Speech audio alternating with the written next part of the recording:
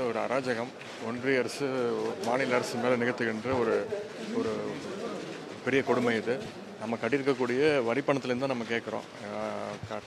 மற்ற மாநிலங்களுக்கெல்லாம் கொடுத்தது நம்ம மாநிலத்தை கொடுக்க வேண்டியதும் பிரித்து அவங்க கொடுத்துருக்குறாங்க.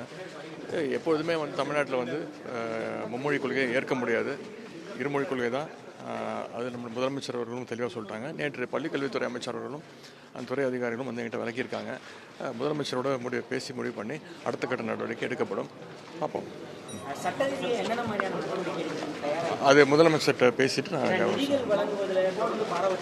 ஆமாங்க. இப்போ ஒன்றிய அரசு பட்ஜெட்லேயும் நமக்கு எதுவுமே ஒதுக்கலை, பேரை கூட தவிர்த்துட்டாங்க.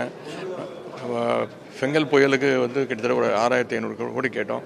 ஆனால் ஒன்றிய அரசு வெறும் 600 கோடி தான் கொடுத்தது. அது கூட SDRFல தான் கொடுத்தாங்க தவிர அந்த புயல் பாதிப்புக்காக அவங்க கொடுக்கவே இல்லை.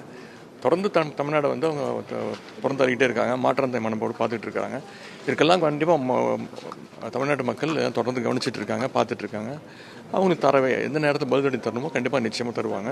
ஆனால் எந்த காலத்துலையும் கல்வி உரிமையை நம்முடைய திராவிட மாடல் அரசு, நம்முடைய முதலமைச்சர்கள் விட்டு கொடுக்க மாட்டாங்க. மாநில பட்டியலில் இருந்த கல்வி பொதுப்பட்டியலுக்கு மாற்றப்பட்டதான ஒரு குற்றச்சாட்டா கண்டிப்பாக பொதுப்பட்டியலாம் இருந்துச்சு. 77 வந்து மாற்றிட்டு இருக்காங்க. இப்படி பண்ணிவிட்டு இப்போ ஒவ்வொரு உரிமையாக படிக்கிறாங்க. இப்படி தான் நீட் தேர்வை கொண்டு வந்தாங்க. அடுத்து இதை பண்ணியிருக்காங்க. நிச்சயமாக இது வந்து ஒரு மாநில அரசு மீது ஒன்றிய அரசு இந்தி திணிப்பை வந்து இன்னொரு வழியாக திணிக்க பார்க்குறாங்க. நிச்சயமாக இதை வந்து முதலமைச்சர் வந்து ஒத்துக்க மாட்டாங்க. தமிழ்நாட்டு மக்களுக்கும் இதற்கு சரியான நேரத்தில் தகுந்த பதிலடி கொடுப்பாங்க.